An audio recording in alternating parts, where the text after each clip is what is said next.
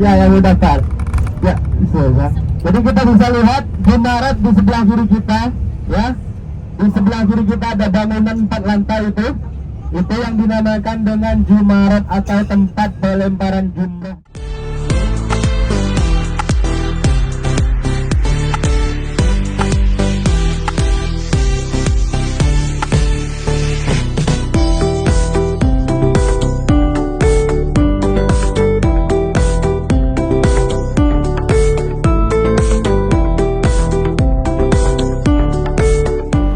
Assalamualaikum warahmatullahi wabarakatuh teman-teman. Sekarang kita mau pergi ziarah hari ini teman-teman. Ini bisnya kita 378. Ini yang tahu ziarah kita.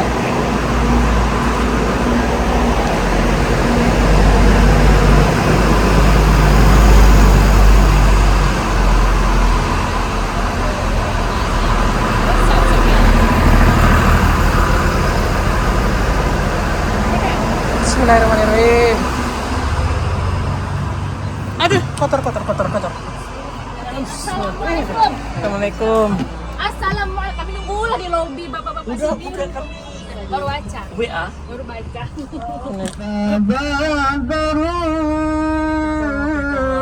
Anta nurun fauqa nuri,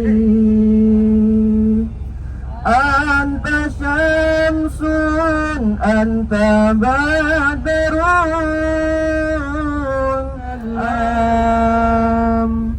sallallahu ala Muhammad, sallallahu alaihi wasallam. Itu adalah doa-doaku setiap malam kepada umatku, Aisyah. Rasulullah setiap malam, setiap hari, Bapak Ibu, sebab menurut riwayat Rasulullah itu tidak lepas dari sehari tanpa sholat taubat sebanyak 100 rakaat. Pas ditanya oleh Sayyidah Khadijah, ya Rasulullah, engkau adalah orang yang maksum, engkau adalah orang yang pasti masuk surga, dosa-dosamu sudah dimaksum oleh Allah, kenapa engkau masih sholat? Di sebelahnya bangunan ada Jabal Sur sebentar ya, belum kelihatan. Gunung yang tinggi, ya gunung tetap tinggi. Itu ada Jabal Sur.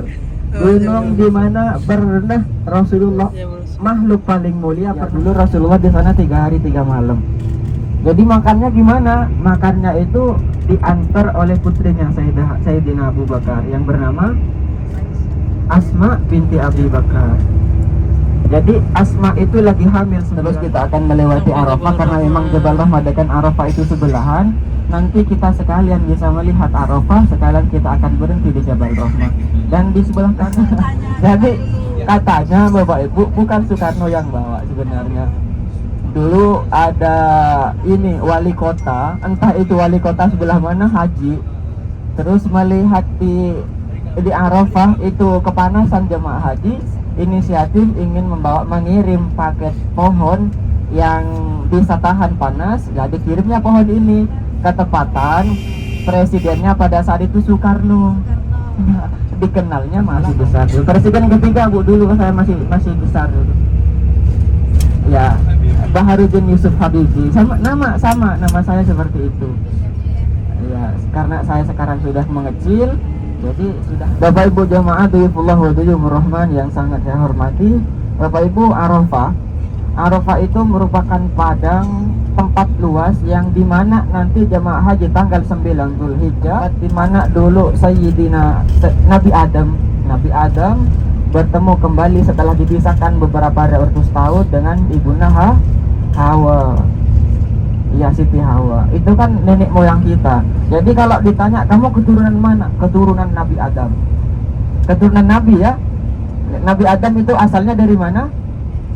Dari surga. Makanya sebenarnya tempat kita di surga. Jangan sampai salah alamat pulangnya ya. Kita makhluk surga, jangan sampai kita pulangnya malah bukan ke surga. Nah, gara-gara satu kesalahan yang Nabi Adam perbuat, itu gara-gara Nabi Adam dan Siti Hawa sampai memakan buah khuldi, wala taqrabu hadhihi syajarata fatakuna minadh dhalimin. Adam dan Hawa diturunkan di Jeddah. Makanya itu cikal bakal nama Jeddah. Jeddah itu adalah artinya dari kata Jeddah tun, artinya nenek, karena Siti Hawa itu merupakan nenek moyang, dan maka dari itu Jeddah itu dinamakan dengan kota Jeddah.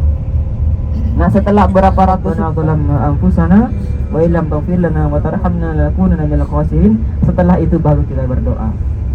Nah, menurut ulama kalau berdoa caranya seperti itu katanya. Nah, dari sana ke sini sudah masuk Arafah. Jadi di sini kalau tanggal 9 Dzulhijjah kayak pasar.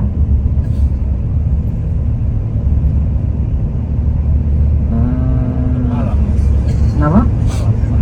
Orang-orang Arab yang takut tidak bisa sampai ke Arafah tepat waktu, takut telat, takut hajinya tidak diterima, biasanya sampai dari malamnya, dari tanggal 8 sudah di sini.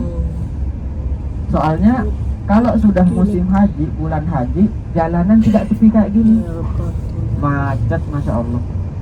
Sampai biasanya Bapak Ibu jamaah haji itu biasanya ke Mina dulu, baru di Mina jalan kaki. Aduh, ini Ustadz Ali saja. Ya, di Musdalifah ini ya memasuki pagi hari ya, tanggal 10 Idul Adha ya, disebutnya lebaran kurban kalau di kita disebutnya ya. Sekarang di Indonesia lagi sibuk sholat Idul Adha, di sini jemaah sibuk persiapan pelebaran jumroh ya. Jadi kita tidak dikasih tenda di Musdalifah ini karena memang jadi kita ya tidak berhenti lama di Musdalifah karena memang mabitnya cuma sebentar saja, sehingga di Musdalifah hanya disediakan beberapa karpet saja ya. Kemudian memasuki pagi hari tanggal 10 Dzulhijjah ya, baru jemaah semuanya didorong diberangkatkan ke Mina untuk pelemparan jumroh ya. Karena memang di Musdalifah kita hanya mampir sebentar saja ya, mabit istilahnya ya. Jadi dari Mina, dari Arafah kita didorong ke Musdalifah ya. Jadi Arafah, Musdalifah, Mina itu rangkaian ibadah haji pada saat tanggal Dzulhijjah ya. Jadi kalau yang nafar sani baru tanggal 13 baru balik dari Mina. Nah, kalau nafar awal ya tanggal 12 itu jemaah sudah kembali lagi ke hotelnya untuk persiapan melaksanakan tawaf ifadah ya. Jadi kalau haji itu ada tawaf ifadah namanya. Tawaf ifadah itu beda halnya dengan tawaf sunnah. Kalau tawaf sunnah kita hanya melaksanakan tawaf saja ya, namun untuk tawaf ifadah itu lengkap dengan sa'inya. Namun dengan tidak ada larangan ya, bisa berpakaian bebas. Selesai melaksanakan pelemparan jumroh yang pertama ya, itu yang dinamakan dengan tahlul pertama. Jadi dilepaskannya, dibebaskannya kita dari segala larangan-larangan hajinya atau larangan ihramnya. Kemudian setelah itu tahallul kedua selesai melaksanakan tawaf ifadah ya. Jadi jemaah itu setelah pelemparan jumratul aqobah tidak langsung kembali ke hotelnya ya, mabit terlebih dahulu atau tinggal terlebih dahulu di Mina, di kemahnya. Ini kita bisa lihat kanan kanan kita ini yang dinamakan dengan Mina Jadid atau Mina Baru ya, yang mana ini sebetulnya masih kawasan Musdalifah. Berhubung kawasan Mina tidak mencukupi kawasannya, diambillah kawasan ujung Musdalifah, dijadikannya Mina Jadid atau Mina Baru ya. Ini baru sebagian ini, baru nanti kita di depan bisa lihat secara jelas Mina keseluruhan, termasuk tadi ada yang menanyakan ya terowongan Mina yang tahap kedua, versi kedua juga ya, namun tidak separah waktu kejadian pertama ya. Kalau terowongan Mina kejadiannya Ibrahim ya, itu ya di sebelah kiri kita itu yang ada putih tadi di bukit itu ya. Jadi yang mana Nabi Allah Ibrahim pada saat diperintahkan oleh Allah untuk menyembelih kawasan Mina ya, dan kita juga di depan kita bisa lihat lokasi di mana tempat pelemparan jumrohnya juga, atau tempat kita melempar jumroh pada saat kita melaksanakan haji ya, betul. Nanti kita juga bisa lihat secara jelas nampak ya terowongan Minanya juga kita bisa lihat. Kalau di sebelah kiri ini kita nggak usah lihat karena itu kita kerajaan ya. Istana Raja kalau sebelah kiri, saya rasa tidak usah dilihat lah. Iya, ini Istana Raja yang ada di kawasan Mina memang. Jadi bagi tamu-tamu negara yang hendak melaksanakan haji ya pasti ditaruhnya di istana ini ya, semuanya. Iya, sama semuanya. Pokoknya tamu negara ya, tamu penting kepresidenan semuanya ditaruhnya di sebelah kiri ini. Karena di sebelah mana hotelnya yang haji VIP ataupun haji plus, insya Allah nanti saya juga akan jelaskan ya. Ya, baik, ini sebelah kiri, sebelah kanan kita tenda sekali Haji Murodo ya. Sudah apa, secepatnya langsung daftar ke Bunda Mira. Ya, yang udah daftar. Ya, bisa ya. Jadi kita bisa lihat Jumarat di sebelah kiri kita, ya. Di sebelah kiri kita ada bangunan 4 lantai itu. Itu yang dinamakan dengan Jumarat atau tempat pelemparan jumroh.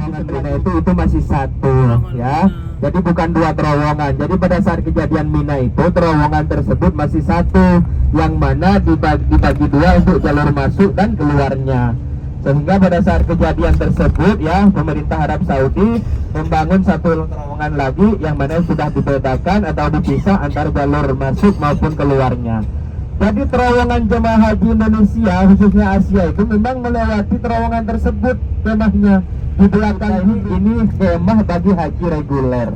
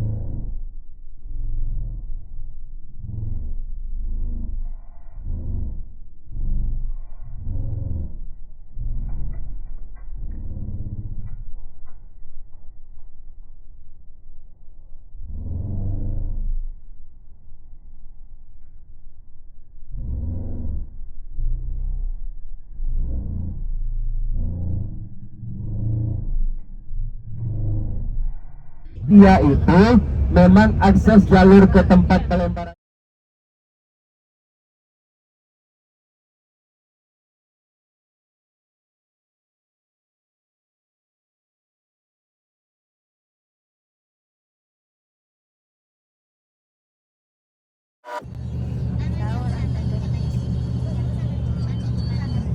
Sekarang yaitu yang terakhir, insya Allah kita akan pengambilan mikot di Ji'ronah. Ya, alhamdulillah tadi kita ke Jabal Sur walaupun kita tidak turun karena memang waktunya sangat mepet ya. Tapi alhamdulillah tadi di Jabal Rahmah kita turun. Naik semua tadi. Masya Allah. Tapi banyak yang naik ya. Masya Allah, fisiknya Masya Allah ya. Masya Allah. Saya sebetulnya barusan di Arafah di Jabal Rahmah sedikit bersyukur ya. Bersyukur banyak malah. Karena apa? Karena di Jabal Rahmah tidak ada orang yang jualan. Ya, kebetulan tidak ada, bukan tiap hari tidak ada. Itu sebetulnya kalau sudah ada. Ya tapi nggak apa-apa, alhamdulillah ya kita sekarang sudah menuju ke Ji'ronah, yang mana insya Allah ya kita akan pengambilan mikot untuk pengambilan umroh yang kedua. Namun sebelum kita melaksanakan niat nanti ada beberapa hal yang ingin saya sampaikan mengenai umroh kita yang kedua ya. Yang pertama ya, kalau memang sekiranya jemaah fisiknya kurang begitu meyakinkan atau kurang sehat, lebih baik gak apa-apa tidak usah ngambil niat untuk umroh kedua, daripada nanti kita selesai umroh kita drop dan istirahat lalu kemudian kita tidak sholat 5 waktunya ke masjid ya. Ini kan sebetulnya umroh opsional atau tambahan ya, diniatkan bagi kita sendiri boleh, diniatkan bagi almarhumah juga boleh. Tapi memang juga kita harus pikirkan kondisi fisik kita, ya, karena kita umrohnya siang, jam 2 siang nanti selesai makan siang, ya. Karena apa? Takutnya nanti dari sekarang insya Allah kuat Ustadz yakin mau niat umroh, terus tiba-tiba nanti setelah kita tiba di hotel kita capek atau apa dengan alasan tidak mau umroh, itu tidak bisa dibatalkan ya. Jadi kalau kita sudah melafazkan niat umroh, mau tidak mau kita harus tetap jalankan ya. Jadi tidak ada ceritanya saya tidak mau ikut Ustadz, ini kan umroh ke sunnah. Tidak ada ceritanya atau namanya umroh sunnah atau umroh ke apa. Intinya kalau kita sudah melafazkan niat umroh, mau tidak mau harus tetap dikerjakan sampai selesai. Seperti halnya kita kemarin waktu dari Madinah, ya. Jadi kalau memang yakin, saya yakin Ustadz bismillah mau ikut umrah, nggak apa-apa umrah siang-siang juga, insya Allah saya kuat. Oke, bismillah, ayo saya dampingi tetap, saya bimbing sampai. Labbaik Allahumma labbaik, labbaik la Bismi rabbikal ladzi khalaq, khalaqal insana min 'alaq. Iqra.